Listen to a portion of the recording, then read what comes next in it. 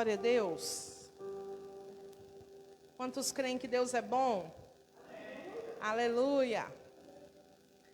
Nós vamos dar continuidade ao nosso estudo da semana passada, amém? Mas vamos orar mais uma vez. Fecha os teus olhos, Pai. Obrigada por estarmos aqui, Jesus. Obrigada, Senhor, porque o Senhor tem tido o cuidado de nos revelar coisas grandes e profundas que ainda não sabemos. Senhor, e nesse momento nós queremos ordenar a nossa alma que ela se aquete, porque o que nós desejamos é ouvir a voz do Teu Espírito. Senhor, em nome de Jesus, ministra, ó Deus, essa palavra com uma verdade que vai clarear, que vai inundar todo o nosso ser, Pai. Em nome de Jesus, que o Senhor transforme em luz as nossas trevas, através da Tua palavra, Senhor. Em nome de Jesus, que a igreja diga amém. Aleluia. Então, a gente vem conversando sobre um texto base lá de Hebreus. Vamos abrir novamente lá. Hebreus capítulo 6. Amém. Quem for achando, diga amém. Diga glória a Jesus. Hebreus capítulo 6. Versículo 1 e 2.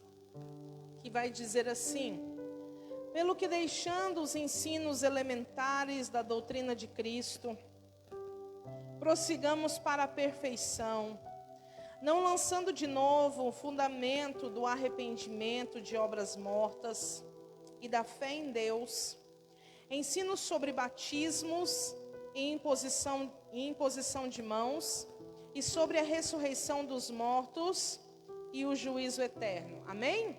Glória a Deus. Na última ministração nós explicamos que o que o autor de Hebreus está dizendo é que existe uma série de fatores que são considerados doutrinas elementares.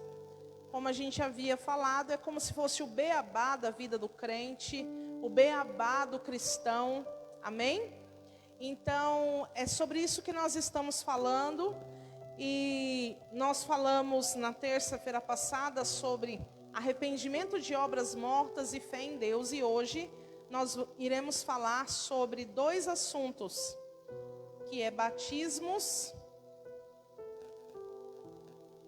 e imposição de mãos. Amém? Nós vamos começar então pelo batismos. Glória a Deus. Então, o que significa, por que a Bíblia, nesse texto de Hebreus, inclusive, é o único texto na Bíblia que traz a palavra batismo no plural? E aí a gente se pergunta, por que o autor de Hebreus está dizendo batismos? Sendo que no livro de Efésios, no capítulo 4, fala que só há um batismo, né? Depois a gente vai ler esse texto. Mas no livro de Efésios diz que há um só batismo. E aí parece que eles estão se contradizendo, mas na verdade não. E nós vamos entender o porquê disso. Amém? Vamos entender primeiramente o que significa a palavra batismo. A palavra batismo do original, ela significa imergir. Ou seja, mergulhar.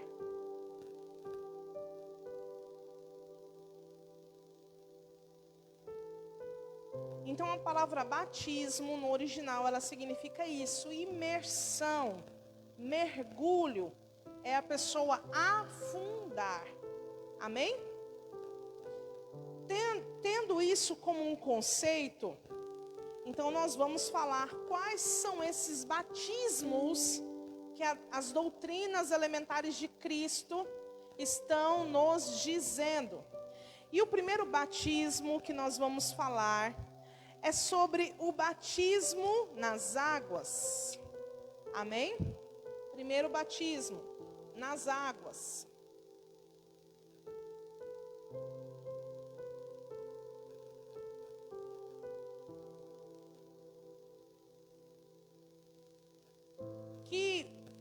A Bíblia também vai chamar de batismo de arrependimento.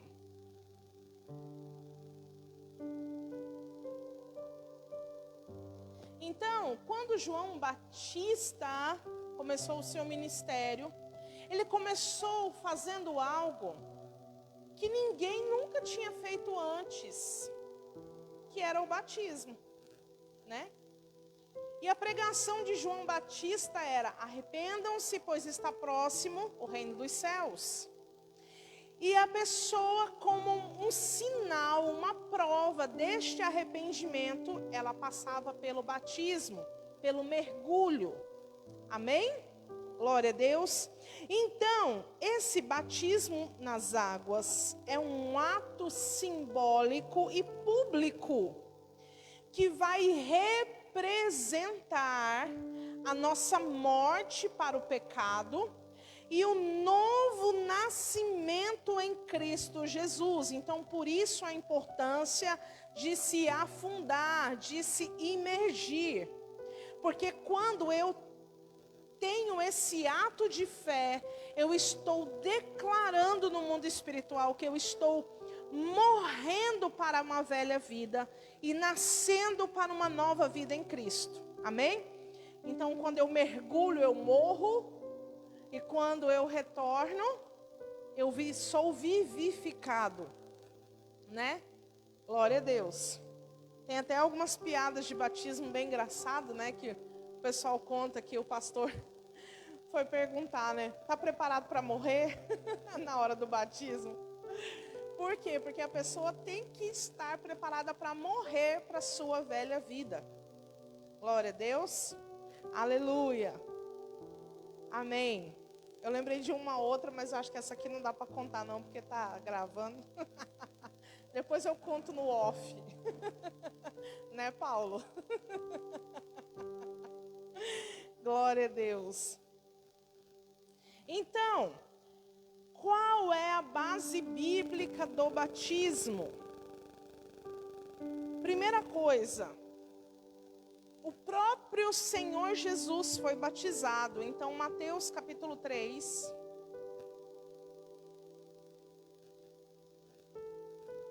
Amém? A partir do versículo 13 ao 17. Vai falar do batismo de Jesus.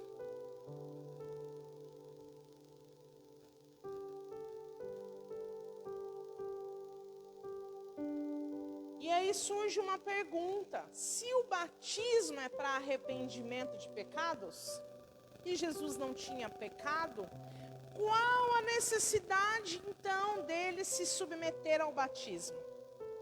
Né? Fica a pergunta.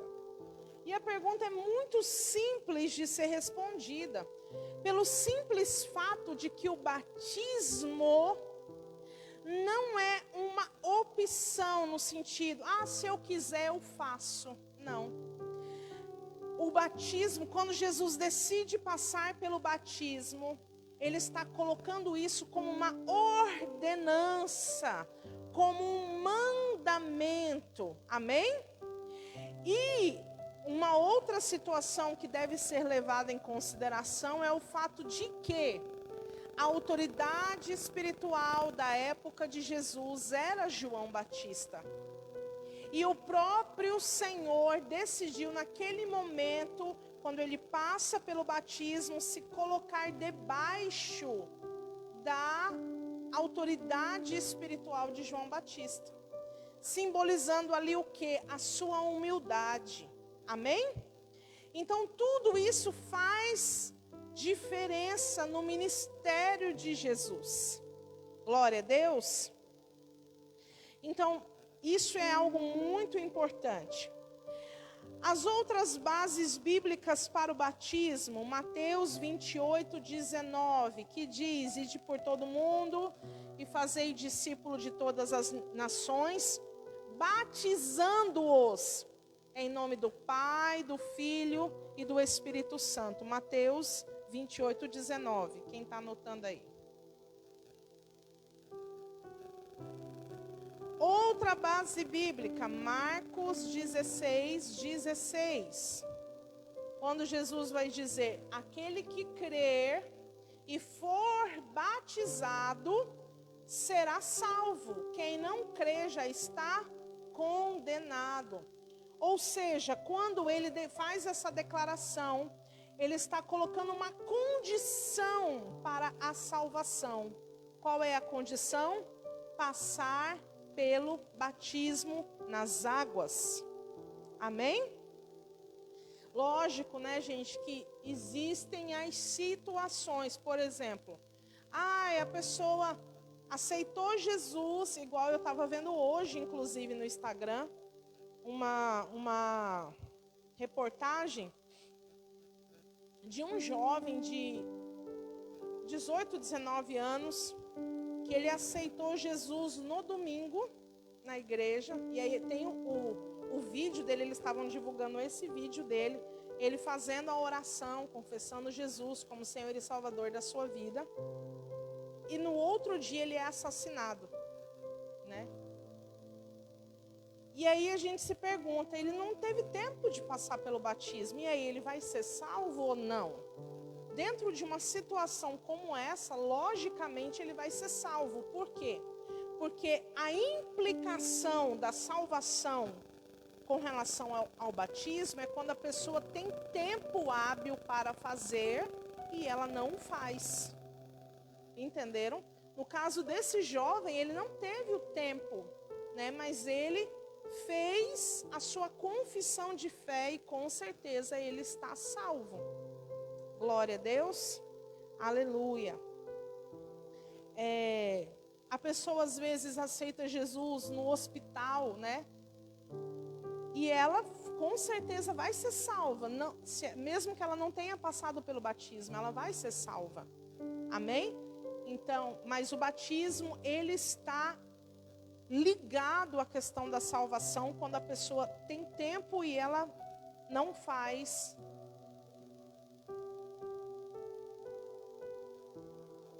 Sim, exatamente, porque o batismo é o ato público, né, desse arrependimento. Mas no caso dessas situações, a pessoa no seu coração, ela já se arrependeu. Sim.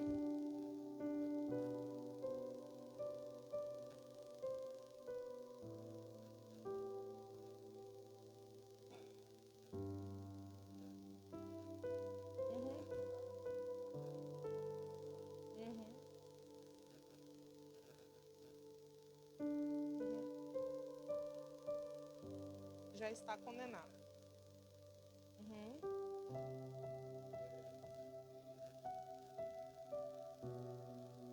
Sim.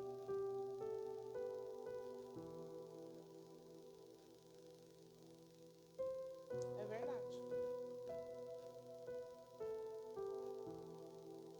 Sim. Vamos abrir Romanos 6:4. Amém?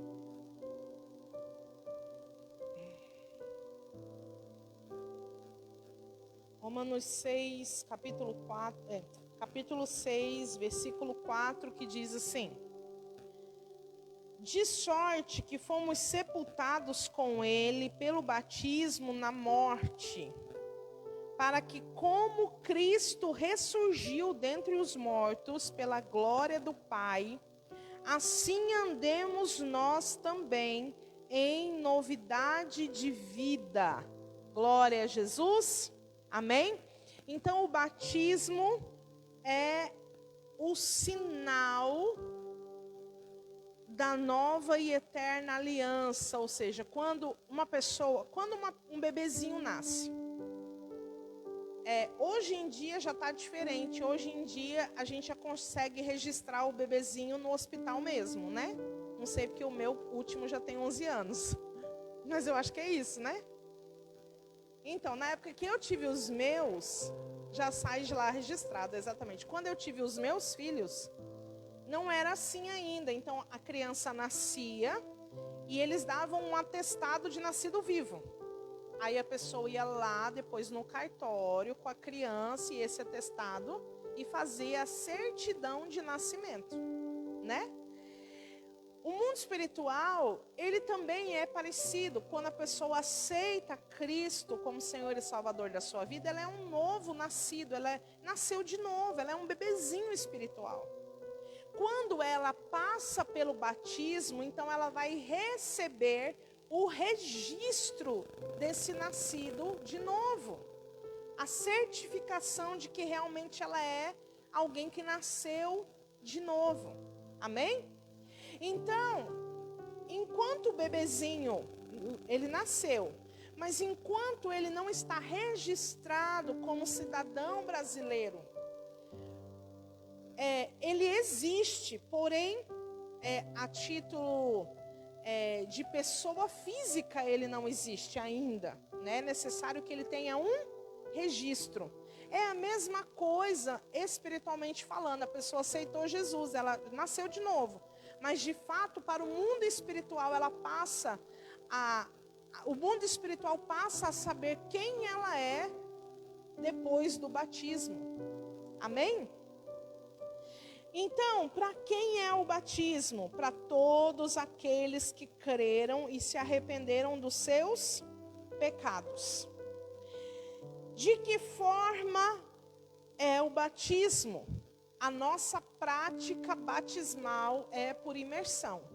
Existem igrejas que fazem a prática por aspersão, que é só jogar, a água na cabeça. E eles têm a base doutrinária deles para isso. Mas a nossa base doutrinária é batismo por imersão. Amém? Agora, o que é necessário para passar pelo batismo? Confissão, consciência e entendimento. Então é necessário que a pessoa tenha o entendimento do que ela está fazendo. É necessário que ela tenha consciência do que ela está anunciando no mundo espiritual. E é por conta desse fato que nós não batizamos uma criança. Não é pelo fato da criança não ter pecado, que isso é diferente. Existem igrejas que não batizam crianças por entenderem que a criança não tem pecado. E nós não entendemos assim. Por quê? Nós entendemos que toda pessoa já nasce com a sua natureza decaída, a sua natureza pecaminosa. Exatamente. Porém, uma criança, ela não tem consciência desse pecado, dessa natureza pecaminosa. Essa que é a diferença, certo? Então, a partir do momento que a pessoa passa a ter essa consciência, é que nós praticamos o batismo nas águas. Amém? Porque é necessário, de acordo com a nossa doutrina, é necessário que a pessoa tenha consciência e entendimento do que ela está fazendo. Glória a Deus. Amém. Vamos falar então do segundo batismo.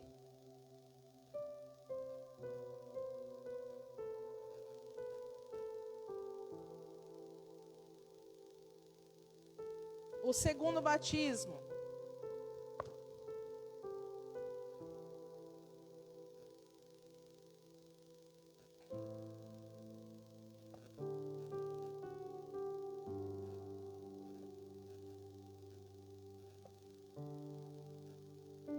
O segundo batismo, então, é o batismo com o Espírito Santo.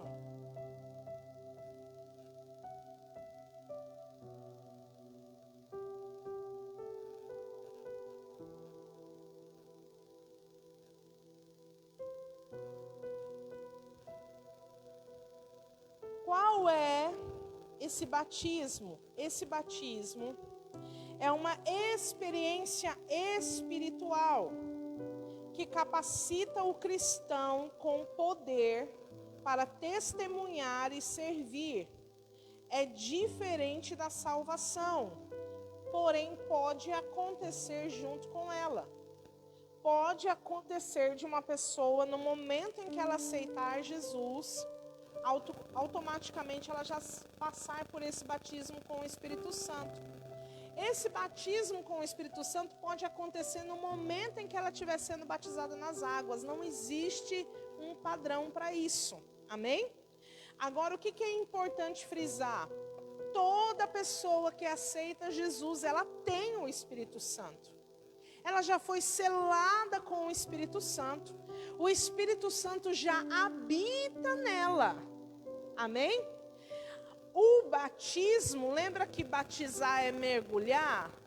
Então, o batismo com o Espírito Santo é uma experiência onde a pessoa desfruta de algo mais intenso na presença do Espírito Santo. Amém? Mas não quer dizer que a pessoa que não foi batizada com o Espírito Santo não tenha o Espírito Santo. Outra dúvida muito comum, nós, culturalmente falando, dizemos que uma pessoa é batizada com o Espírito Santo quando ela traz a evidência do falar em línguas estranhas ou novas línguas. Mas isso também não necessariamente acontece. Uma pessoa pode sim passar pelo batismo com o Espírito Santo e ainda assim não falar em outras línguas, certo? Mas as línguas são uma evidência do batismo com o Espírito Santo. Por quê? Porque o Espírito Santo, ele vai ser evidenciado através dos dons. Lembra dos dons que nós estudamos? Então, a evidência do Espírito Santo é os dons de 1 Coríntios 12. Então, por isso que nós podemos dizer que uma pessoa que fala em línguas, em variedade de línguas ou línguas espirituais, ela foi batizada com o Espírito Santo. Amém? Agora, o batismo com o Espírito Santo, qual que é a base bíblica para ele? Primeiro, ele é uma promessa do Senhor.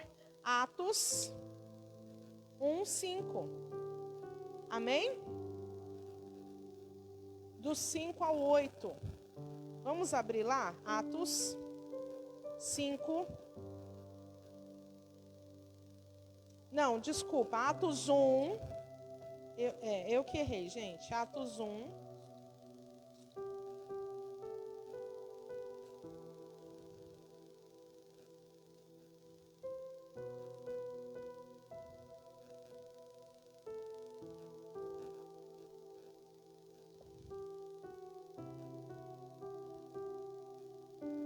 Diz assim: pois João batizou com água, mas vós sereis batizados com o Espírito Santo, dentro de poucos dias. Aqueles que haviam reunido perguntaram-lhe: Senhor, restaurará tu neste tempo o reino de Israel? E ele lhes disse: não vos importa saber o tempo ou as épocas em que o Pai determinou pelo seu próprio poder. No entanto, recebereis poder ao descer sobre vós o Espírito Santo, e sereis minhas testemunhas, tanto em Jerusalém, como em toda a Judeia e Samaria, até os confins da terra. Amém? Então é uma promessa do próprio Senhor Jesus, esse batismo. Segunda coisa, essa promessa foi cumprida? Com certeza, se nós lermos Atos capítulo 2, a gente vai encontrar lá o cumprimento dessa promessa, mas que nós cremos que não cessou ali. Existem igrejas que acreditam que cumpriu a promessa e foi para aquele tempo. Existem igrejas que acreditam assim. Nós não acreditamos. Nós acreditamos que essa promessa se estende até os dias de hoje. Glória a Deus. Aleluia. Para quem é o batismo com o Espírito Santo? Para todos os crentes que desejam ser cheios do Espírito. Atos 2, 39, vamos ler lá, Atos 2. Atos 2, 39, que diz: a promessa diz respeito a vós, a vossos filhos e a todos os que estão longe, tantos quanto nosso Senhor chamar. Amém? Então essa promessa nós cremos que é para todo crente que deseja. E é algo que nós precisamos atentar para isso. Por quê? Porque nós percebemos que a geração de cristãos que está se levantando, poucos são aqueles que anseiam, que desejam, que buscam por essa promessa. Tem gente que ora e jejua para comprar carro, para comprar casa, para realizar sonho, mas não ora e jejua para ser batizado com o Espírito Santo. E a gente precisa mudar essa realidade. Amém? Porque, imagina, gente, a Bíblia vai dizer que a glória da segunda casa é maior do que a primeira. Se a gente lê o livro de Atos, a gente percebe uma igreja movida no Espírito Santo. E as coisas que estavam acontecendo ali eram coisas grandiosíssimas. Imagina o que o Espírito Santo vai fazer na igreja dos últimos dias. Que eu creio que somos nós.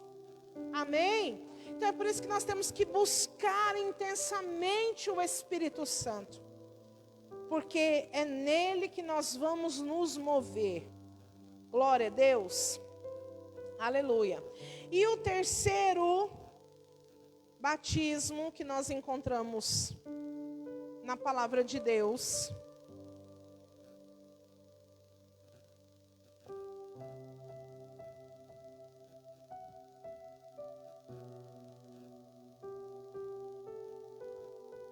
é o batismo com fogo.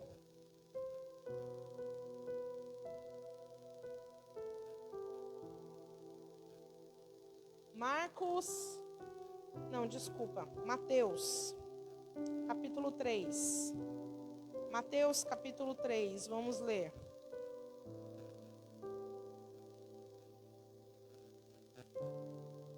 Do versículo 10 ao 12.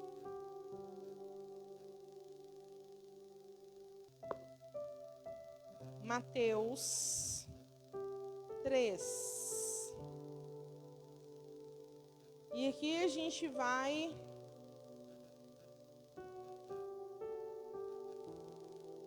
encontrar algo muito precioso.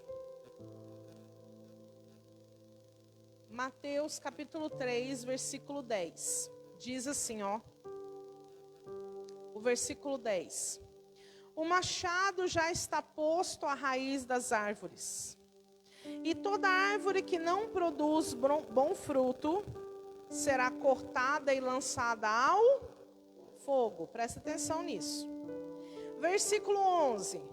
Eu vos batizo com água para arrependimento, mas depois de mim vem aquele que é mais poderoso do que eu, cujas sandálias não sou digno de levar. Ele vos batizará com o Espírito Santo e com fogo. Na mão ele tem a pá e limpará a sua eira. Recolherá o trigo no seu celeiro e queimará a palha com fogo que nunca se apagará. Oi? Isso. Aí tem uma questão muito discutida entre muitos teólogos, apologetas, exegetas e mais um monte de etas.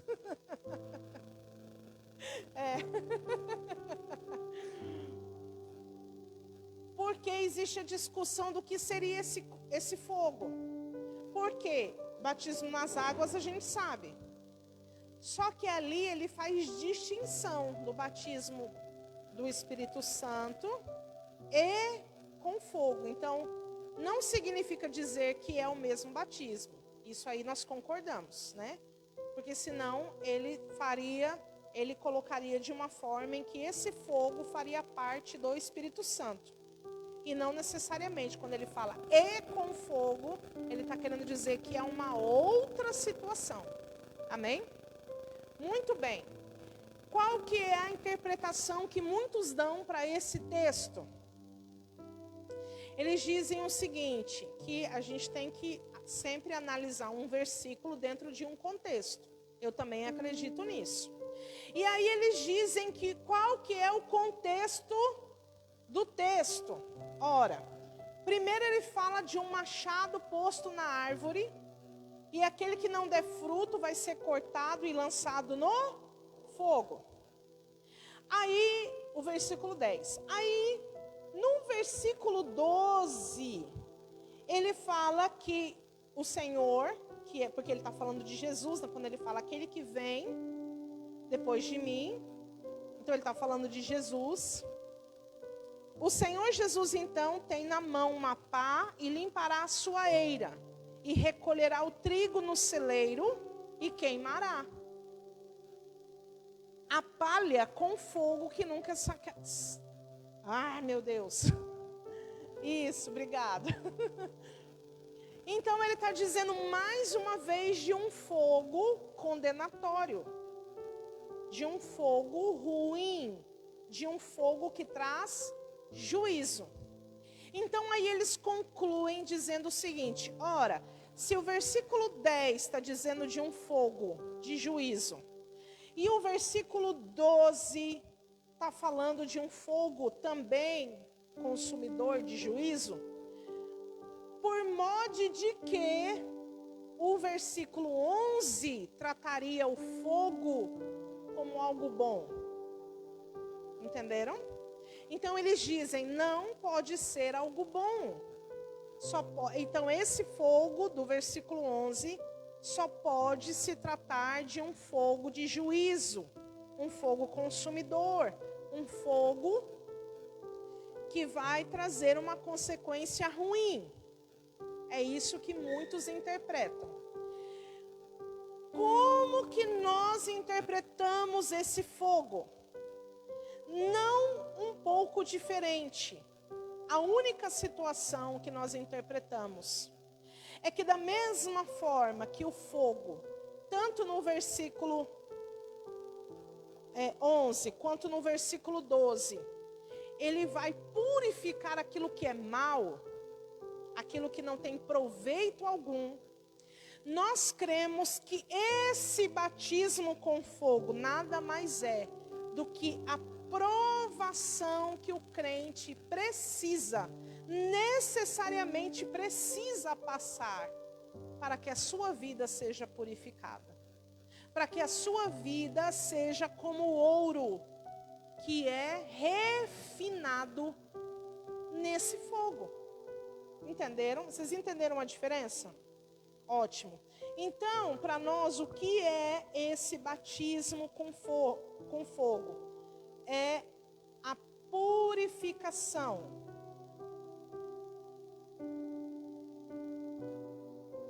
O refinamento.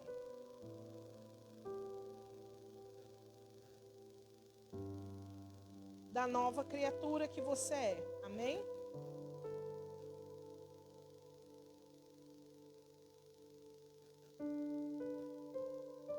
E é por conta disso que muitos caem. Porque se você perceber no texto, ele fala que primeiro vem o batismo nas águas. Amém? Depois o batismo com o Espírito. E depois o batismo com fogo. E muitos crentes não se dão conta de que eles estão nesse batismo com fogo. E aí é a hora que eles desistem. É a hora que eles caem da fé. É a hora que eles abandonam a promessa que Deus tem para a vida deles. Porque eles não se dão conta de que eles estão exatamente nesse batismo com fogo. Pastora, você me prova na Bíblia? Claro, vamos para a Bíblia. Gálatas, capítulo 3, versículo 27. Gálatas 3, 27. vai dizer assim: porque todos quantos fostes batizados em Cristo, já vos revestistes de Cristo. O que significa ser batizado em Cristo? Não é só lá, quando eu batizei nas águas, que eu me identifiquei com a morte de Cristo. Mas ser batizado em Cristo é me identificar com os mesmos sofrimentos de Cristo Jesus. Não é assim que a palavra de Deus diz? Lá em primeiro, vamos abrir agora. 1 Pedro 4.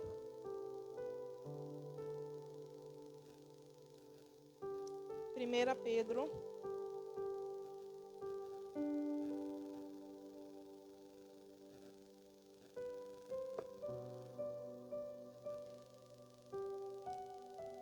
1 Pedro, vou escrever aqui.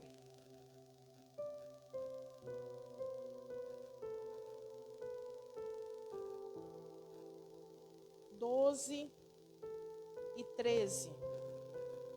Diz assim, ó: amados, não estranheis a ardente prova que vem sobre vós, para vos provar, como se coisa estranha vos acontecesse.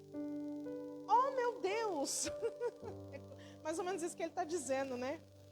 Pelo contrário, olha o versículo 13. Pelo contrário, alegrai-vos no fato de serdes participantes das aflições de Cristo, para que também na revelação da sua glória vos regozijeis e alegreis. Aleluia! Então ele está falando o quê? Que a gente é participante das mesmas aflições de Cristo. Aí vamos pegar a vida de Jesus, será que foi fácil? Será que foi fácil ser rejeitado?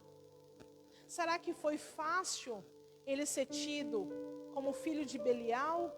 Será que foi fácil ele ter sido maltratado? Né? Exatamente. Vocês estão entendendo que esse é o batismo com fogo. Quando nós nos identificamos com os mesmos sofrimentos que houve em Cristo Jesus. Para quê? Para que a glória, olha aqui que ele está falando, existe um porquê disso. Não é à toa, não é aleatório, existe um porquê. Qual é o porquê? Para que na revelação da sua glória vos regozijeis e alegreis, aleluia! Para que nós nos tornemos cada vez mais parecidos com Ele.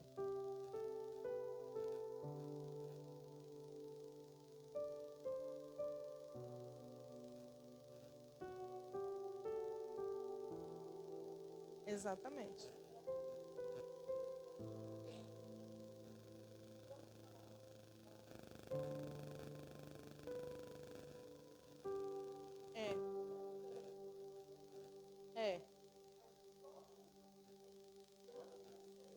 Sim, exatamente. Isso. Sim. Aham. Aham. Sim. Sim. Aham. Sim. Sim. Isso.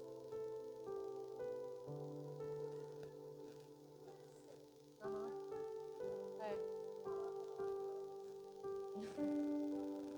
Exatamente. Então, gente, exatamente. Então, é por isso que Jesus falou assim: no mundo vocês vão ter aflições, mas tem de bom ânimo, porque eu venci o mundo. Ou seja, tudo aquilo que a gente passa, humilhação, traição, blasfêmia, tudo, Jesus também passou. Mas ele venceu. Então, do mesmo jeito que ele venceu, nós também venceremos. Mas como venceremos se não passarmos? Então, esse é o batismo com fogo. Perceba que não é por um motivo aleatório que Pedro usa a ardente prova. Ardente por quê? Porque é batismo com fogo. Amém? Então, a maioria dos cristãos, porque não conhecem as doutrinas elementares de Cristo, não se atentam e acham a ardente prova algo estranho. Oh, por que, ó céus, ó terra, ó mar? Por que eu estou passando por isso? Entenderam? Mas nós, quando a gente passa a conhecer o que é elementar da doutrina de Cristo, quando a gente entra na prova do batismo com fogo, a gente fala, já sei. Já estou ligado no movimento. Entendeu?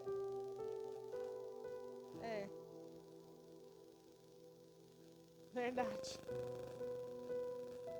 Exatamente. Até porque, gente, de acordo com 1 Coríntios 3, que fala que todas as coisas serão provadas pelo fogo. Todas as coisas. Então, tudo vai ter que ser provado. Nossa fé, nossa perseverança, todas as coisas. Só vai restar as coisas que são preciosas, que é o ouro, a prata e as pedras preciosas. O que for feno, palha e madeira vai queimar tudo. Amém? Glória a Deus. Então esse é o batismo com fogo. Glória a Deus.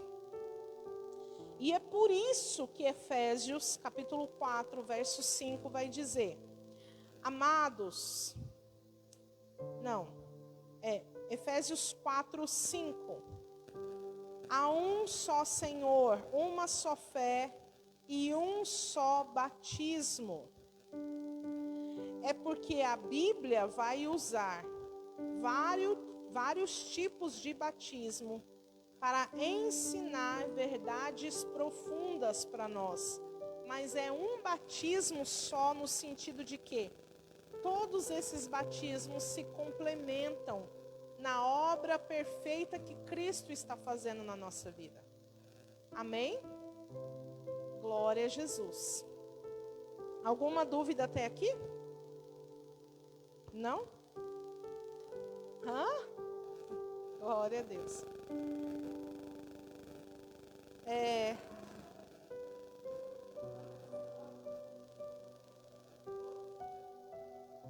Agora, olha só. Agora eu vou abrir um texto que quase ninguém fala sobre ele. E a gente vai aprender um pouquinho, vou só dar uma pincelada nele assim. 1 Coríntios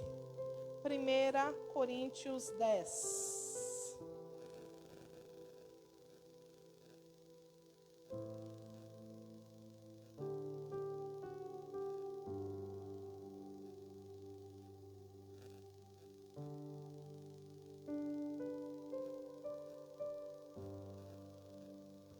Oi? Pode fazer.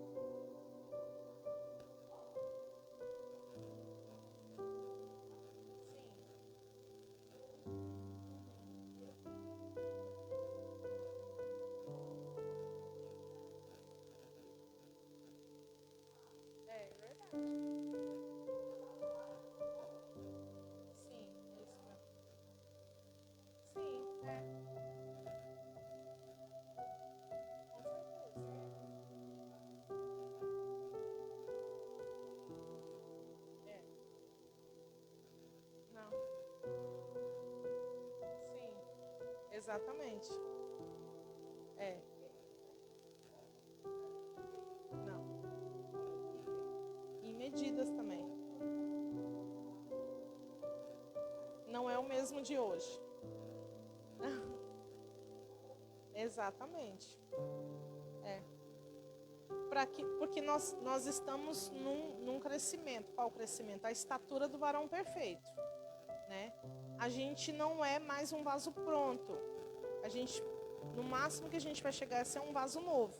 Quando ele chega a ser novo, Deus quebra para fazer de novo.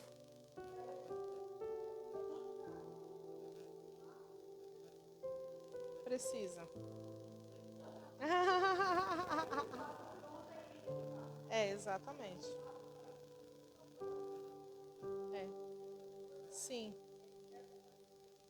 Exatamente.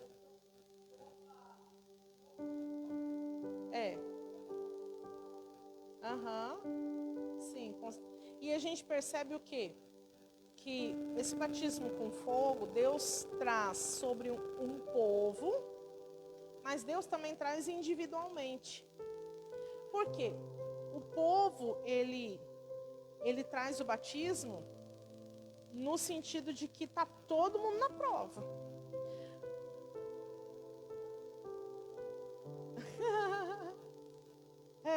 Exatamente.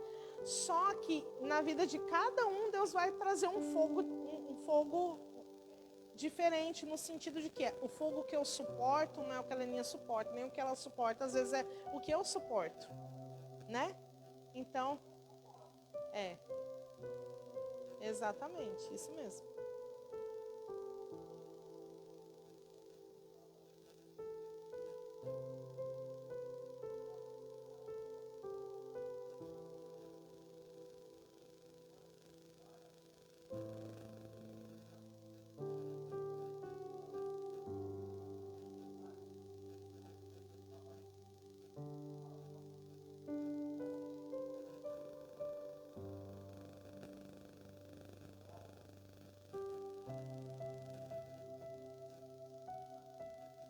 Exatamente.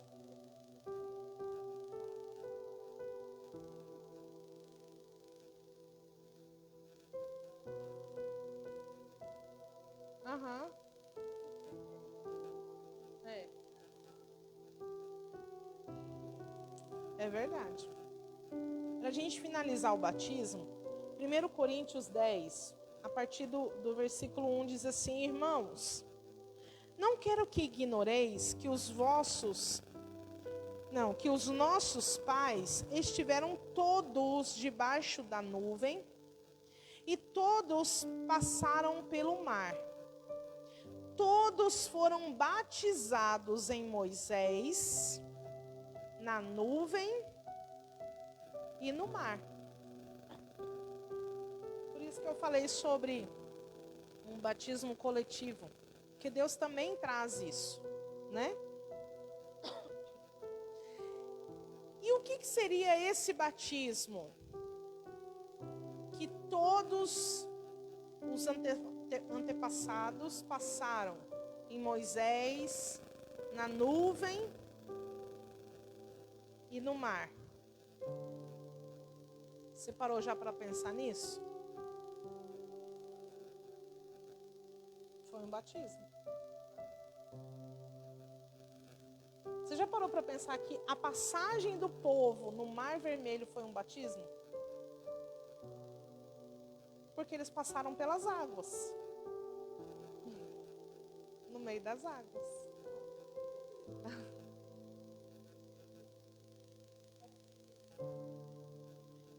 Exatamente. Eles passaram, todos eles, em 3 tipos de batismo: Moisés, nuvem e mar. O Moisés é no sentido da obediência. Por quê? Porque eles receberam a lei, né? Então eles tiveram que passar por esse batismo. O batismo da nuvem é porque a nuvem simbolizava a presença de Deus, que é a mesma coisa do Espírito Santo. Então, eles estavam debaixo de uma nuvem, ou seja, eles estavam imergidos numa nuvem, que os guiava, que os conduzia, que os direcionava. E é por isso que Romanos vai dizer que todos aqueles que são guiados pelo Espírito de Deus, esses são filhos de Deus. Amém? Agora, pelo mar, olha que coisa interessante. O mar, que simboliza as águas, perceba que eles ali, por que eles tiveram que passar pelo mar? Porque antes eles eram escravos e eles iam passar agora a tornar-se povo de Deus. Amém? Percebe que é a mesma coisa. Antes da gente aceitar a Cristo, a gente é escravo do mundo, do Egito. E aí a gente passa pelas águas para se tornar povo de Deus. Amém? Glória a Deus. Agora, você já percebeu um detalhe? Por que que o Mar Vermelho se abriu em dois? E o Rio Jordão se levantou numa coluna só. O Mar Vermelho fez duas colunas. E o Rio Jordão só se levantou em uma coluna. Porque também é um batismo. A passagem do Rio Jordão também foi o batismo para aquele povo. Porque aquele povo que passou no Rio Jordão não foi o mesmo povo que passou no Mar Vermelho. Que o povo que passou no Mar Vermelho, todos eles morreram no deserto. Se levantou uma nova geração e que precisou passar pelo batismo. Por isso a necessidade da travessia do Rio Jordão. Mas você já se perguntou por quê? Qual que é a diferença? Vou passar só uma pincelada assim, tá, gente? Porque é algo muito precioso isso. Mas, olha só, o mar se abrindo no meio significa um simbolismo de um rompimento total. Então era assim, ó, passado e futuro. Eles estavam passando no meio, ou seja, eles estavam rompendo com o passado. O Mar Vermelho, exatamente. E estavam nascendo para uma nova vida. Glória a Deus. Só que tem um detalhe. No mar Vermelho, Deus fez isso na presença de todos os inimigos do povo. Era necessário uma abertura grandiosa. Era necessário algo poderoso na terra, onde todos aqueles que vissem pudessem dizer: o Deus desse povo é verdadeiramente o Deus verdadeiro. Amém? Então, quando você estiver passando por uma prova e o inimigo estiver atrás, você pode ter certeza que o que Deus vai fazer é algo grandiosíssimo. Amém? Que vai impressionar o teu inimigo. Glória a Deus. Agora, no Rio Jordão, o foco era a arca de Deus e não a presença do inimigo. No Rio Jordão, o foco era a confiança e a obediência.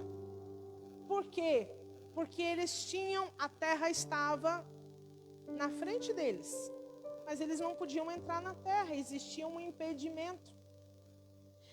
Então o foco do Rio Jordão era a presença da arca, que os faria triunfar sobre os inimigos.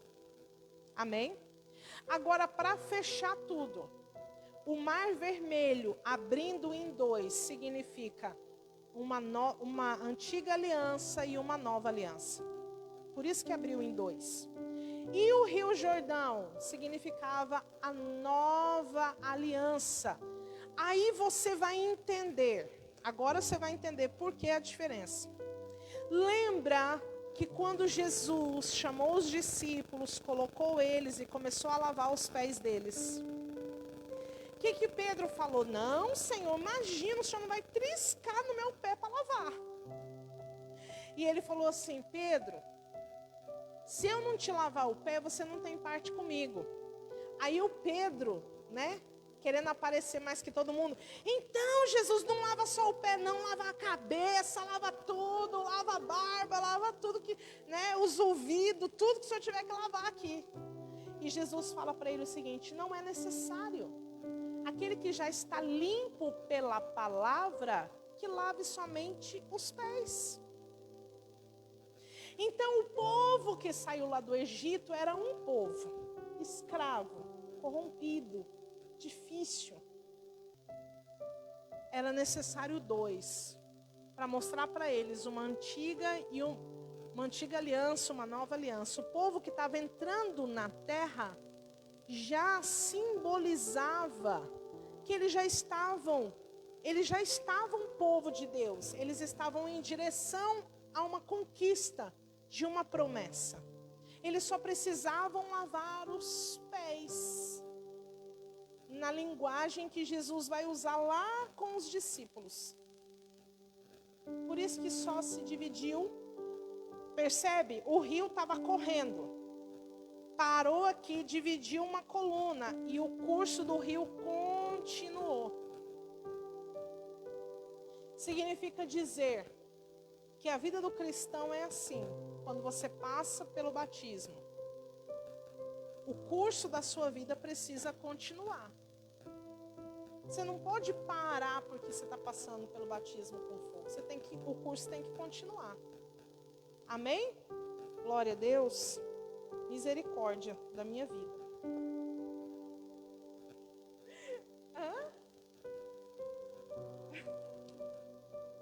É porque eu estou atrasada no horário aqui, por isso que eu falei.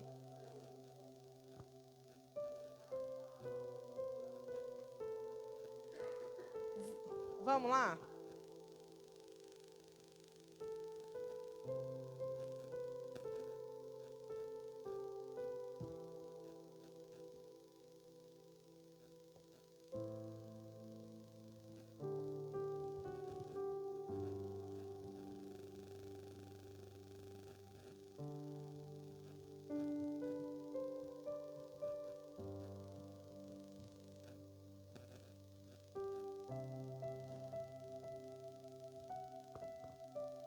Vamos lá. Imposição de mãos, rapidinho. Eu vou tentar, gente.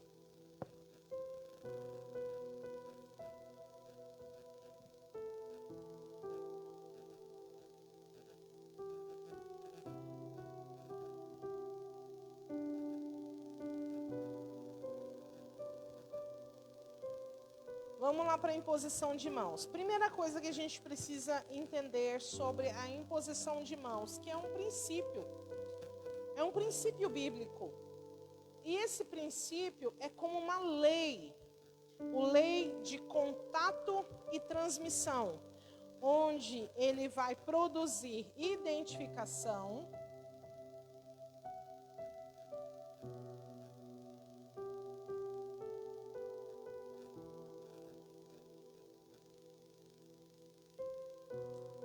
comunicação e reconhecimento.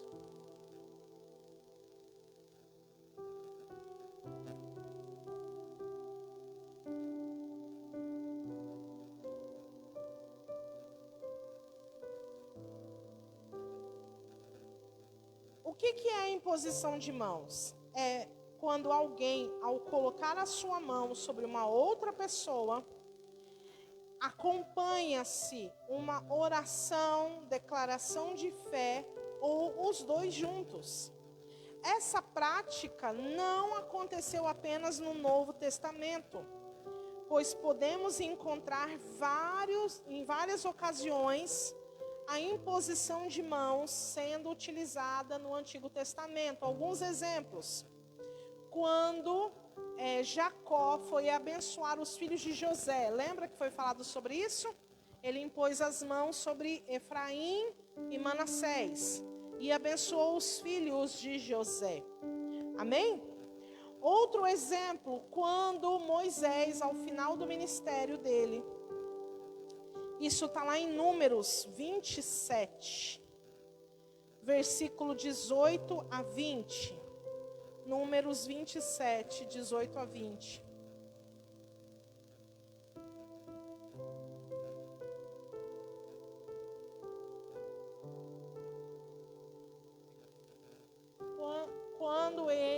vai chamar Josué para impor as mãos sobre ele e convocá-lo, para ser o sucessor da sua liderança. Nós vemos também ali Moisés colocando as mãos sobre Josué. A gente não vai dar tempo de ler, tá, gente? Vocês anotam e lêem em casa, tá bom?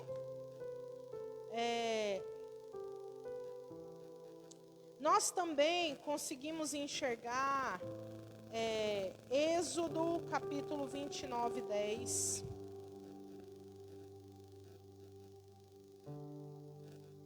Levítico 1, versículo 4.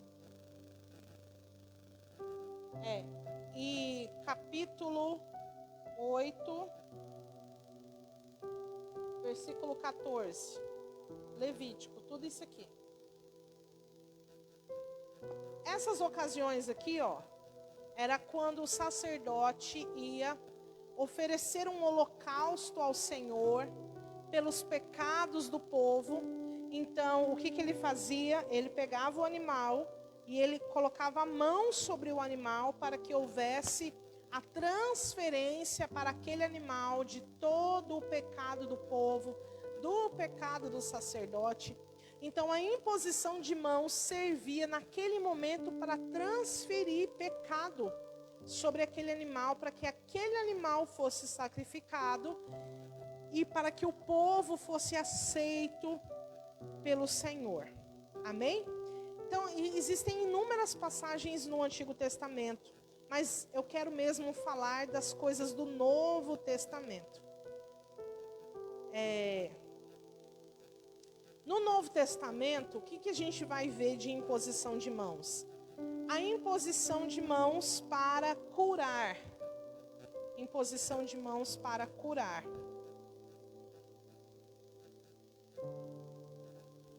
Alguns exemplos.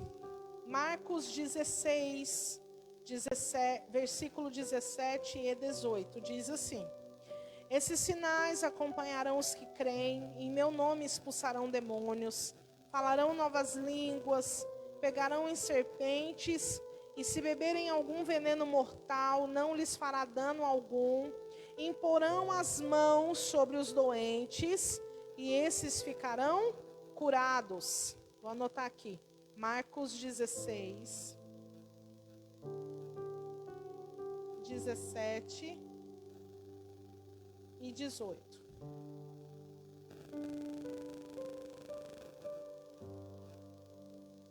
Várias outras passagens também, A gente vê Jesus se impondo as mãos sobre muitos enfermos e eles sendo curados,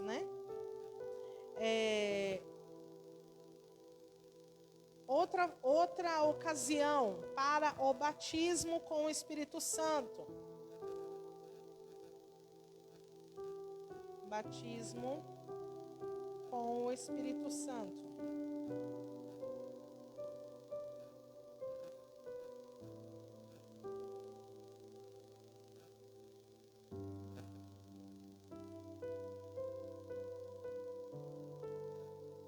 O texto é de Atos 8:17. Então Pedro e João lhes impuseram as mãos e eles receberam o Espírito Santo. Atos 8:17.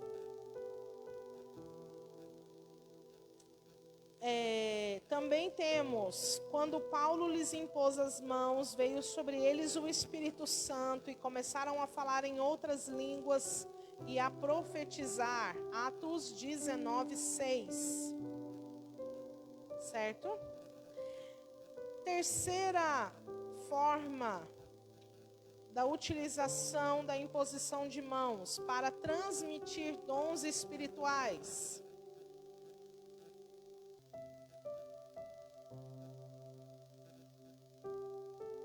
Transmissão de dons.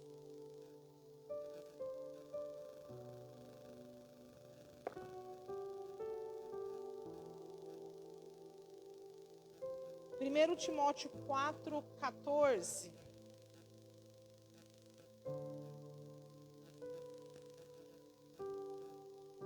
vai dizer o quê?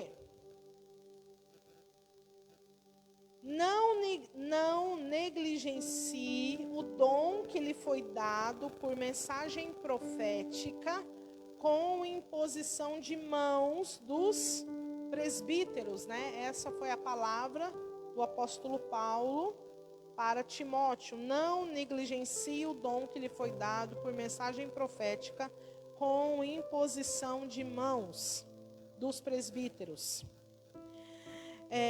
Ele também fala, por essa razão, torno a lembrar-lhe que mantenha viva a chama do dom de Deus que está em você, mediante a imposição das minhas mãos. É 2 Timóteo 1,6. É praticamente a mesma coisa.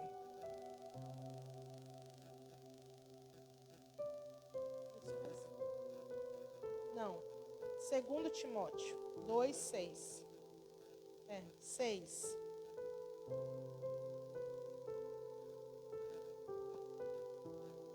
Não, gente. 2 Timóteo 1,6. Quando eu quero começar a correr, aí eu fico meio atrapalhada, assim. Por causa do tempo. Vamos lá. E a quarta maneira é para o envio, para enviar alguém.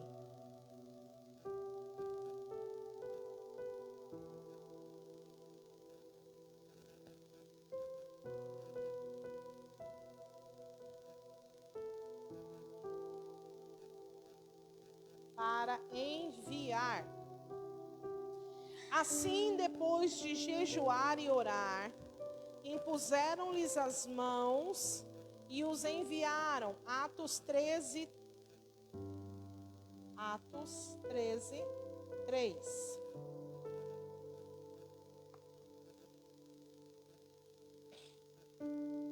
E a quinta forma de utilização da imposição de mãos é para a nomeação.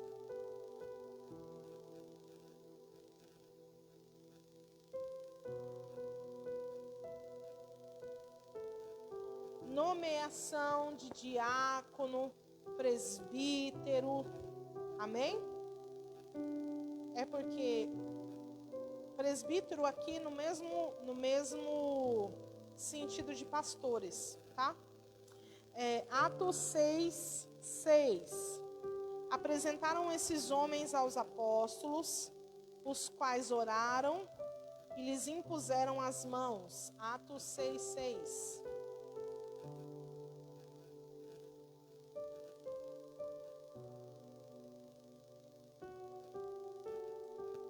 Agora, então, a imposição de mãos, ela é utilizada como uma forma de comunicar, de identificar e de reconhecer alguém, reconhecer uma autoridade. Amém? E só que a imposição de mãos é algo que nós precisamos utilizar ela da maneira correta. Por quê? Vou explicar rapidamente. Quem pode impor as mãos? Nós cremos que qualquer servo do Senhor, sobre a sua direção, pode impor as mãos sobre um doente para curá-lo, ou sobre um possesso para libertá-lo. Porém, isso não deve ser feito de qualquer maneira. Então, assim, porque a pessoa pensa, todo cristão tem a autoridade de Cristo Jesus sobre si. Amém? Glória a Deus. Só que a imposição de mãos, ela deve ser utilizada da seguinte maneira. Se você está num recinto onde só tem você de cristão, só você é crente lá, você está autorizado pelo céu, se você quiser orar com alguém, e se o Senhor direcionar você para fazer isso, porque às vezes também Deus, o que cura a pessoa não é a imposição de mãos, isso nós precisamos deixar bem claro. Amém? O que cura alguém é a fé. Amém?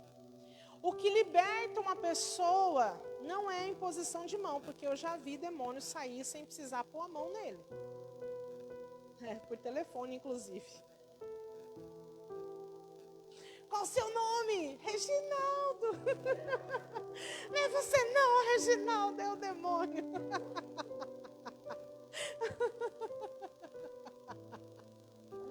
Essa aqui é uma piada interna, gente. Quem está na live às vezes não vai entender. Vamos voltando aqui. Então, até me perdi, gente. Olha aí.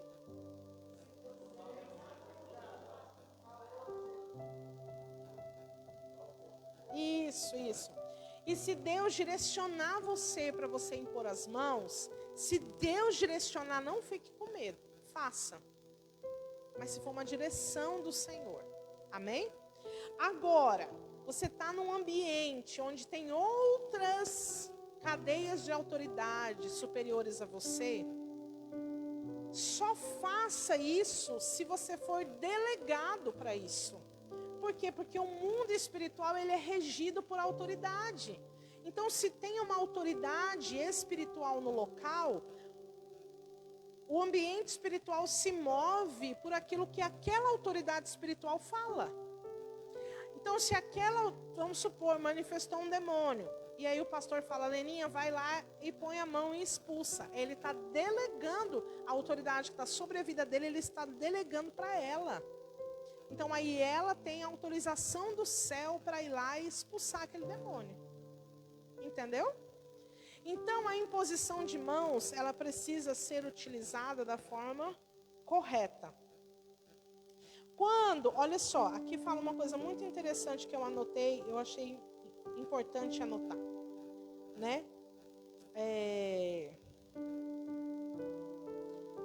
Se você se Deus lhe dirigir para impor as mãos, jamais imponha as mãos sobre órgãos genitais ou áreas comprometedoras do corpo de alguém.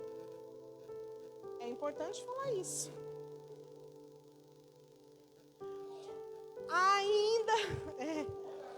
Ainda que a intenção seja boa, a repercussão pode ser péssima.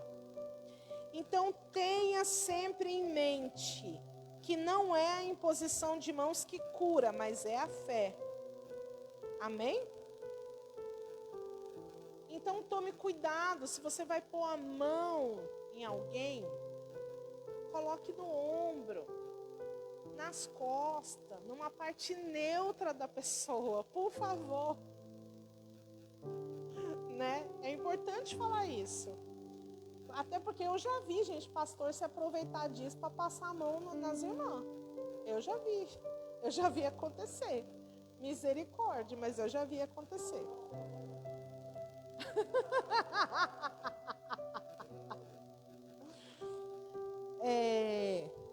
Outra coisa que é importante falar aqui. Deixa eu ver.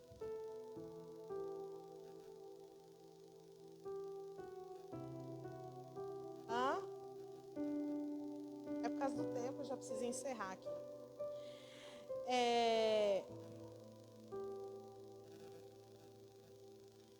Outra coisa que é importante na oração, você vai orar com alguém? As mulheres que são casadas, não coloca a mão na cabeça do marido, pelo amor de Jesus. Por quê, gente? Porque a imposição de mãos é questão de autoridade. Então, a esposa, quando vai orar com o esposo, também pode pôr a mão nele? Pode, mas põe no ombro, põe na barriga, né? No rostinho. Mas não põe a mão na cabeça, por quê? Porque o cabeça da mulher é o marido. Quando você faz isso, você desonra a cabeça que está sobre você.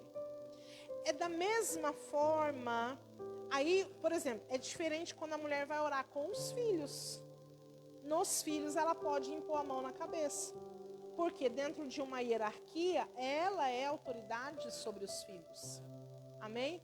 No caso, por exemplo, quando eu vou pôr a mão na cabeça do Ian, eu tenho que arrumar um banquinho. Ou eu peço para ele ajoelhar. Ou eu peço para ele ajoelhar, né?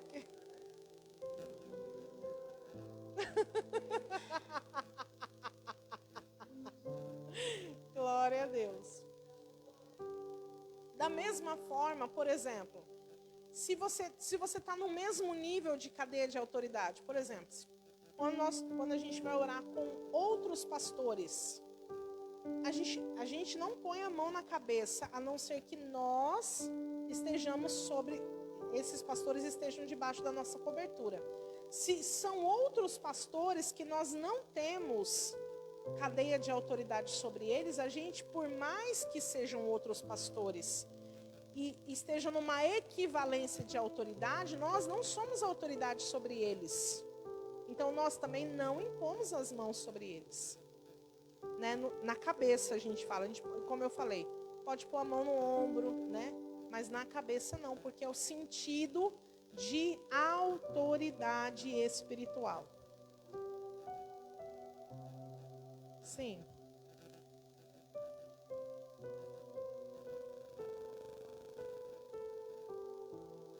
Sim. Sim. Então,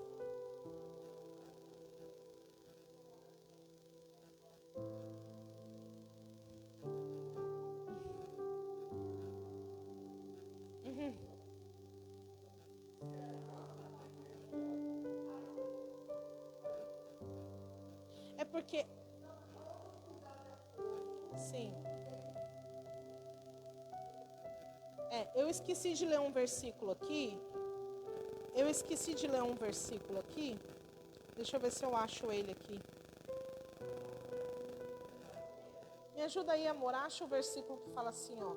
Não ponhais as mãos precipitadamente sobre alguém.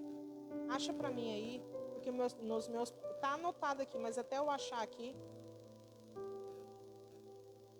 Só para a gente encerrar lendo esse versículo, que daí esse versículo vai responder.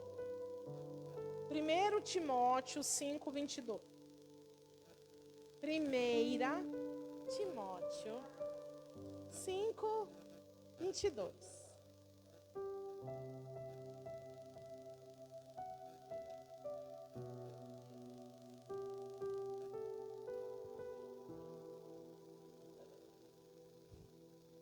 Obrigada. Deus que te abençoa. 5:22.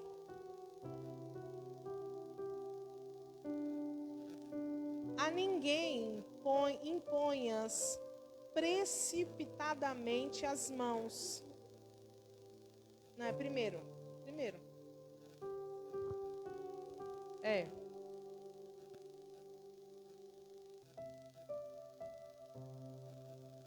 Uai, gente.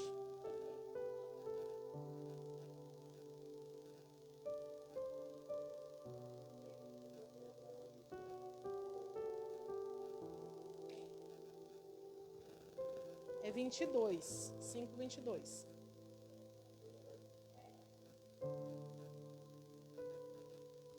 Acharam? Tá. A ninguém imponhas precipitadamente as mãos, nem participe dos pecados alheios. Conserva-te a ti mesmo puro.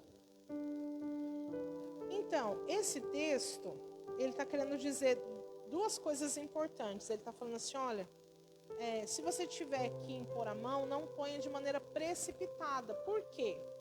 Por causa que existe essa transferência, tá? Não necessariamente uma transferência de pecado, tá? Porque tem gente que inclusive prega isso, que o meu pecado vai transferir para você. Não tem como. Não tem como. Não existe isso. Não é transferência de pecado, mas o que existe é a ministração do Espírito que há em mim. Entende? Por quê? Porque se eu estou numa vida de pecado, há um espírito maligno em mim. Você entendeu? Então essa transferência de espírito acontece, não a de pecado. Você vê lá no Éden, aí você me dá a oportunidade, eu vou pregar, né? Então, você vai no Éden, é um ambiente sem pecado. Era um ambiente onde não havia pecado. Mas quem é que apareceu lá dentro? É o próprio. Né? E o que ele começa a conversar? Ele não fala a respeito de futebol, não fala a respeito de política, não fala a respeito de qualquer outro assunto. Fala a respeito de quê? A respeito de Deus. Não é assim que Deus disse? E aí começa, né? Aí a pessoa pega e fala assim, não, ou melhor, não é assim que Deus disse? De toda árvore do jardim vocês não podem comer? Não, de toda árvore do jardim nós podemos comer, nós só não podemos comer da árvore que está no meio do jardim. Então, a gente vê hoje muitos altares falando sobre Deus, mas muitos altares não estão falando pelo Espírito de Deus. Por quê? Porque eles estão falando de Deus, porém não estão ministrando o Espírito de Deus. E isso tem feito o quê? Feito as pessoas perderem de vista a voz do Senhor.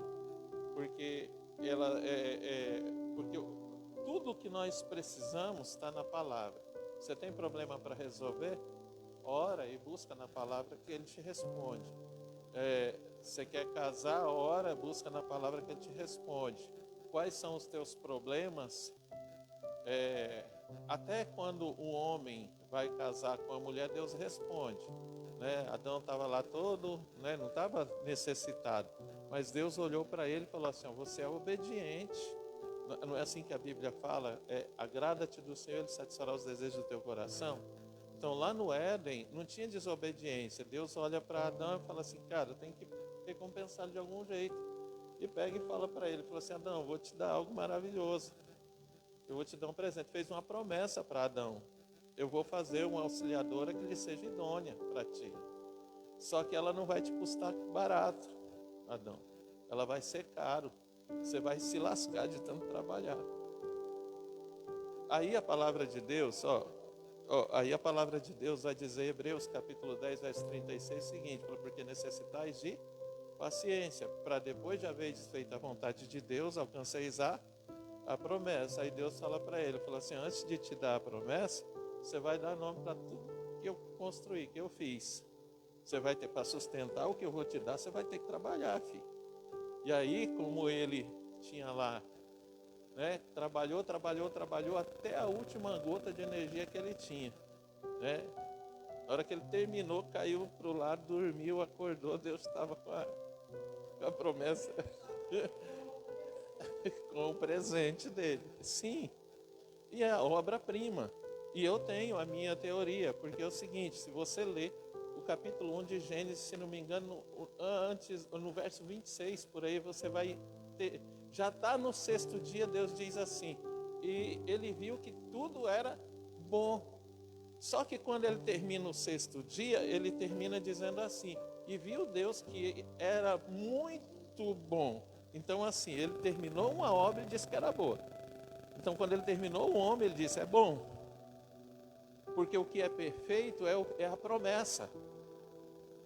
Porque o que Deus fala em 2 Coríntios capítulo 2, versículo 9? Porque está escrito, aquilo que o olho não viu, os ouvidos não ouviram, não subiu ao coração do homem, é o que Deus preparou para aquele que o ama. Então assim, se o olho não viu, o ouvido não ouviu e o homem não consegue imaginar, é perfeito.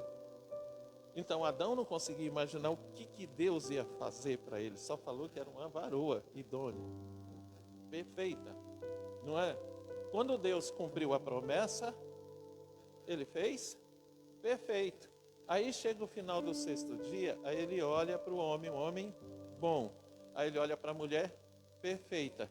Aí juntando o perfeito com o bom, não vai ficar perfeito nem vai ficar bom, vai ficar muito bom. Entendeu? No meio do caminho, mistura, fica no meio do caminho.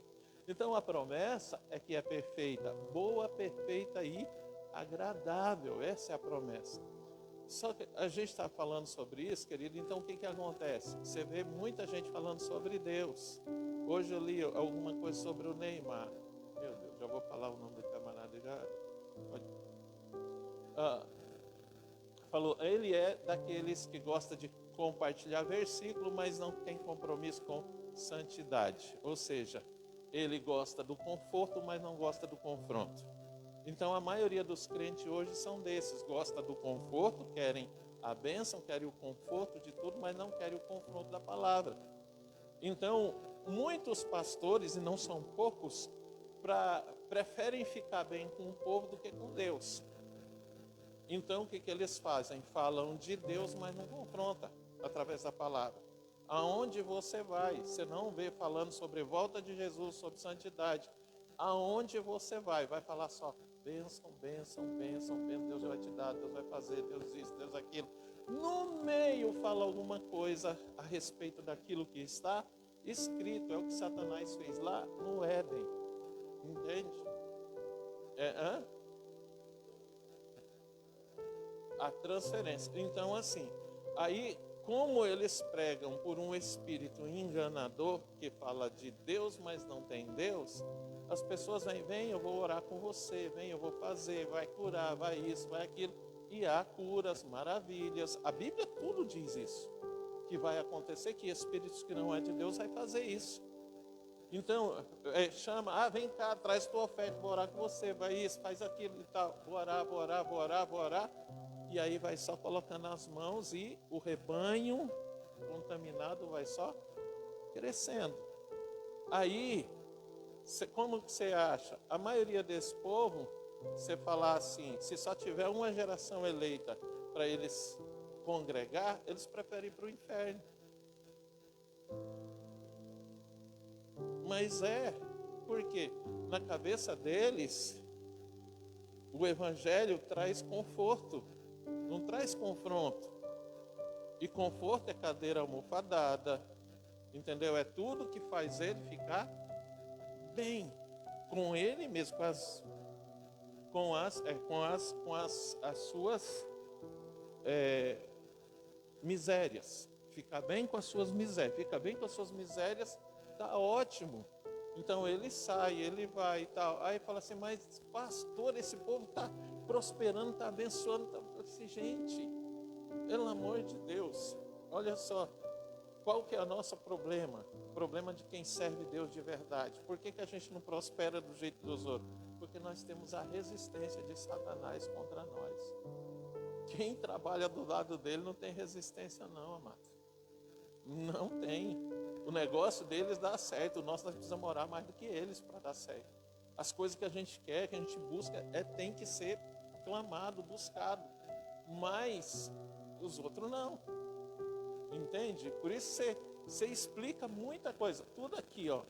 O que eu estou falando, tudo para você, não tirei de lugar algum, não é conjectura. Está tudo aqui dentro da palavra de Deus. Você acha o que é toda explicação para tudo isso, resposta, na verdade, não é explicação, para tudo isso aqui dentro da palavra de Deus. Dentro da palavra de Deus. Amém? Vamos ficar de pé para a gente orar?